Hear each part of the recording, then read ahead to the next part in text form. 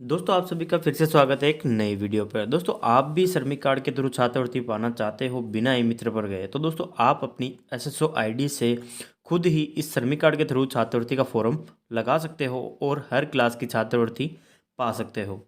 तो दोस्तों आपको कैसे फॉर्म भरना होगा वो आपको इस वीडियो के अंदर देखने को मिल जाएगा। तो दोस्तों सबसे पहले आपको अपनी एसएसओ आईडी ओपन कर लेनी है। अगर आपके पास एसएसओ आईडी नहीं है तो उसका लिंक आपको डिस्क्रिप्शन में मिल जाएगा।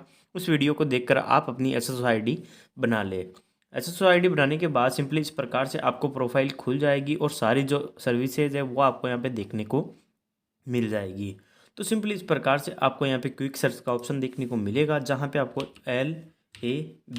LABOUR, तो सिंपली लेबर लिखने के बाद सिंपली इस प्रकार का लेबर डिपार्टमेंट मैनेजमेंट सिस्टम का ऑफिशियल नोटिफिकेशन जो ऑफिशियल पोर्टल है वो आपको यहाँ पे देखने को मिल जाएगा। उस पर आपको क्लिक कर देना है। इस पर क्लिक करने के बाद सिंपली थोड़ा लोडिंग लेने के बाद सिंपली इस प्रकार का इंटरफेस आपको देखने को मिल जाएगा। तो सिंपली इस प्रकार से आपको दो ऑप्शन देखने को मिलेंगे, ऑलरेडी रजिस्टर विथ LDMS यानी कि लेबर डिपार्टमेंट। तो सिंपली आपको यहाँ पे नो के ऊपर क्लिक करना है। नो पर क्लिक करने के बाद सिंपली इस प्रकार का इंटरफेस देखने को मिलेगा, जहाँ पे आपको अपना डिस्ट्रिक्ट, अपना first name, last name, gender, date of birth, mobile number, email ID, house number या फिर फ्लोट नंबर, स्ट्रीट और लोकेलिटी, विलेज, टाउन, सिटी और पिन कोड। तो सिंपली इस प्रकार से आपको कंप्लीट डिटेल भर लेनी है और सबमिट के बटन पर क्लिक कर देना है।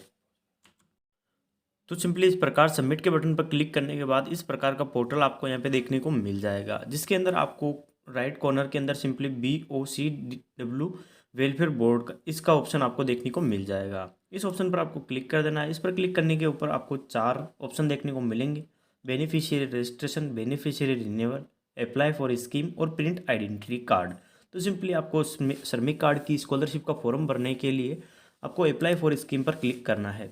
इस पर क्लिक करने के बाद सिंपली इस प्रकार श्रमिक कार्ड से जुड़ी संपूर्ण योजनाएं हैं जो आपको यहाँ पे स्क्रीन पर देखने को मिल जाएगी, जिसके अंदर से आपको यहाँ पे देखिए दोस्तों श्रमिक कार्ड की स्कॉलरशिप यानी कि निर्माण श्रमिक शिक्षा व कौशल विकास योजना का पोर्टल देखने को मिलेगा, जिस पर आपको सिंपली इस पर क्लिक कर देना है।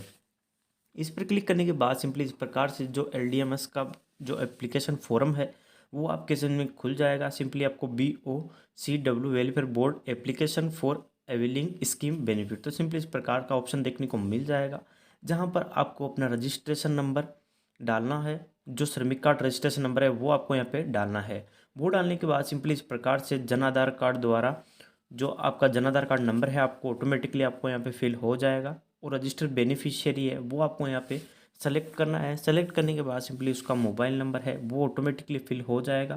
फिर आपको यहाँ पे अपना रिलीजन सेलेक्ट कर लेना है। रिलीजन सेलेक्ट करने के बाद सिंपली इस प्रकार बेनिफिशियरी रजिस्टर ऑफिस है जो आपका रजिस्टर ऑफिस है, यानी कि आपका लेबर डिपार्टमेंट कौन से ज़िले का है या फिर कौन से ब्लॉक का है वो आपको यहाँ पे सेलेक्ट करना है। वो सेलेक्ट करने के बाद सिंपली इस प्रकार से आपको अपना स्टूडेंट नेम है वो आपको यहाँ पे सेलेक्ट कर लेना है। सेलेक्ट करने के बाद सिंपली स्टूडेंट के आधार नंबर है वो आपको ऑटोफिल आपको यहाँ पे देखने को मिल जाएंगे। वो होने के बाद सिंपली इस प्रकार से आपको स्टूडेंट डिटेल्स भरनी है, यानी कि जो किस क्लास का है, कौन सी स्कूल से फॉर्म आपको भरना है। तो सिंपली इस प्रकार से जो लास्ट ईयर यानी कि आपका फाइनल ईयर है वो आपको यहाँ पे इस प्रकार से आपको अपना स्कूल का नेम, क्लास, CGCA स्टूडेंट यानी कि अनाथ है या नहीं है, और आपको यहाँ पे अपना अप्लाइंग ईयर है यानी कि अप्लाइंग ईयर 21-22 आपको यहाँ पे देखने को मिलता है, यानी कि लास्ट ईयर जो अप्लाइंग ईयर होता है वो आपको यहाँ पे देखने को मिलता है। वो आपको यहाँ पे सेलेक्ट करना है। सेलेक्ट करने के बाद सिंपली कैटेगरी सेलेक्ट करनी है, मेल है, फीमेल है या फिर डिफरेंट एबिलिटी यानी कि विकलांग पर्सन है।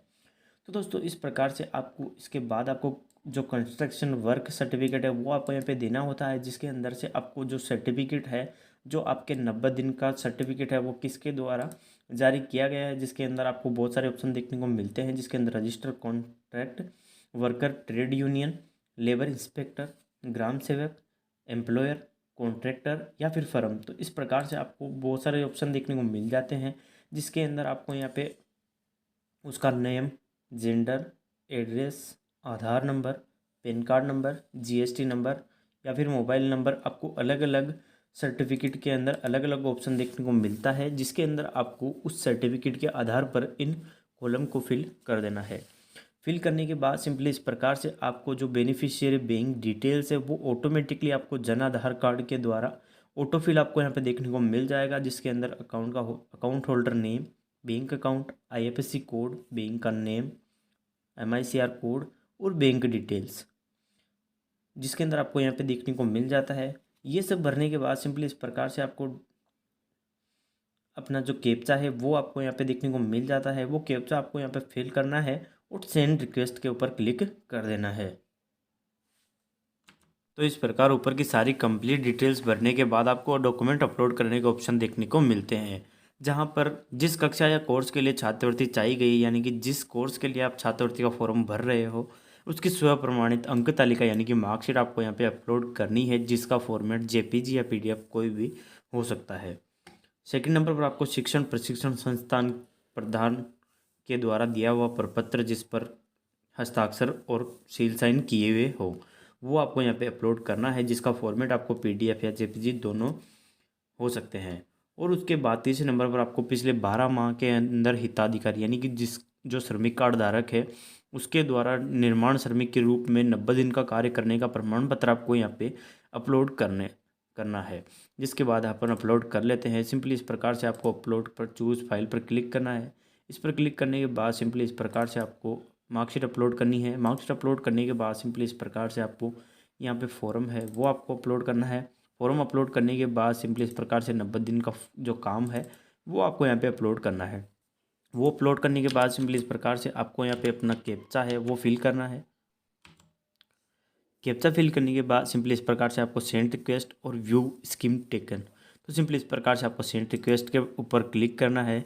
इस पर क्लिक करने के बाद सिंपली थोड़ा लोडिंग लेगा और आपका जो एप्लीकेशन फॉर्म है सफलतापूर्वक आपके डिपार्टमेंट को भेज दिया जाएगा और इस प्रकार से आपको थैंक यू का मैसेज आपको देखने को मिल जाएगा और आपको अपना जो एप्लीकेंट नेम है वो आपको यहाँ पे देखने को मिल जाता है और अपना बेनिफिशियरी रजिस्ट्रेशन नंबर और अपनी स्कीम का नाम और डेट ऑफ एप्लीकेशन आपको यहाँ पे देखने को मिल जाती है, जिसको आप प्रिंट करके रख सकते हो ताकि भविष्य के अंदर आप इस स्कीम का जो स्टेटस है चेक कर सकते हो। तो सिंपली इस प्रकार से आप अपने श्रमिक कार्ड के माध्यम से अपनी कोई भी क्लास की छात्रवृत्ति क्लास 6 से लेकर कोई भी क्लास की छात्रवृत्ति आप आसानी से प्राप्त कर सकते हो। तो दोस्तों यही था आज का वीडियो। दोस्तों उम्मीद है वीडियो पसंद आया होगा।